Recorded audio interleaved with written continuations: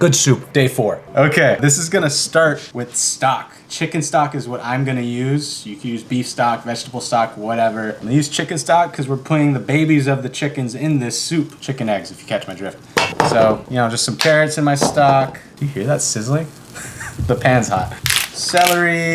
So I've done videos in the past on stocks. You can check out those videos down below. I'm just giving you the gist of it right now. I'm using celery, save all this stuff, use the hearts for the stock.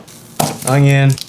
And then you can use a leftover bird or use the leftover bird bones that you got, whatever. I usually have a leftover chicken lying around. Today, I just got a rotisserie chicken to show you this. All right, dude, so we're gonna just do some black peppercorn. I'll throw a bay leaf in. And then sometimes I'll just throw in stuff that's going bad in my fridge, like this bell pepper here and some of these chives. You know, just stuff that's going bad in my fridge right now. That's what I usually do with my stocks. Then what we'll do is we'll just put it on the stove, low burner, bring it up to a boil first, then bring it down to a simmer, put that bitch on low, and then the very next day you should be left with your stock that you just strained out and chilled off in the fridge completely. I usually let my stock go overnight while I'm asleep on low. Come in the morning, strain it, put it in the fridge. There we go, dude. Check out this right here too. Okay, you see this yellow layer? That is chicken fat. Now, I will just strain this guy out with a spoon or a sieve, whatever, and toss that. You can use it for whatever, but I'm just tossing it for now. Here's something cool about the chicken fat though. You can leave this on. If you're gonna hold this in the fridge for a week or so, you can leave the fat layer on, and that acts like an insulator and it keeps it fresher. It's like a barrier. It's pretty neat. You could just leave the fat on and it'll stay fresher longer. Mr. Clean, please sponsor me. Okay, dude, so this process, there's the Harry Potter sound you guys like so much. This process is gonna be way easier than you guys expect. All right, stay with me here. Stock.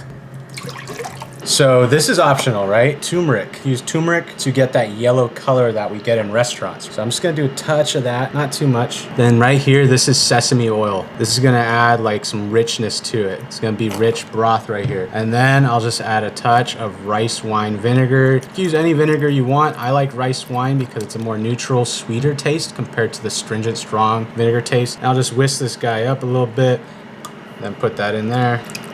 And now we're gonna bring this up to a simmer real quick. Now for about a quart of liquid, I'm doing 4 whole eggs. I have a video on how to crack an egg with one hand in case you guys wanna see it. You just take your finger in there and flip it open like that. Done. That's how you crack an egg with one hand. Now also, you don't want to really like fully beat, well, it's a preference thing, right?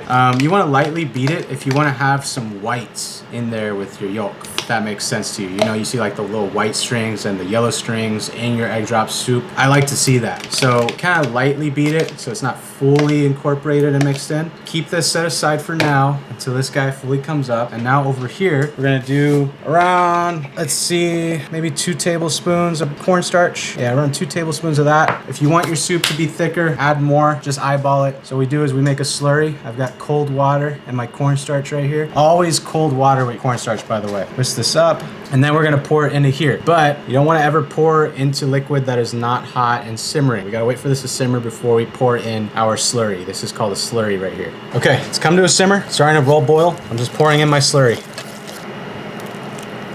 Now you'll notice that it will thicken up almost immediately. Now, if you want it thicker, you can always add more slurry. I don't really want it that thick. Now, I might season this with some salt. You could add in like MSG at this point too if you want. And then I'll just also season it with some white sugar. Now, what we do is we taste it. Season it to taste with your salt and your sugar. Good soup. Now, at this point, I'll create a vortex, right? I'm spinning it round and round and round and round. And then I will pour in my egg. The faster you spin it, the smaller your ribbons will be. The slower, the bigger, you get the point. Now, if you wanted to, you could also add in some black pepper to this. That's always nice. And if you want to, you can use some citric acid to taste or vinegar to taste, whichever. And look at that, dude. Egg drop soup. It's nice. Look at that, save that for my stock over here. You could do some scallions or chives. This is just for the garnish.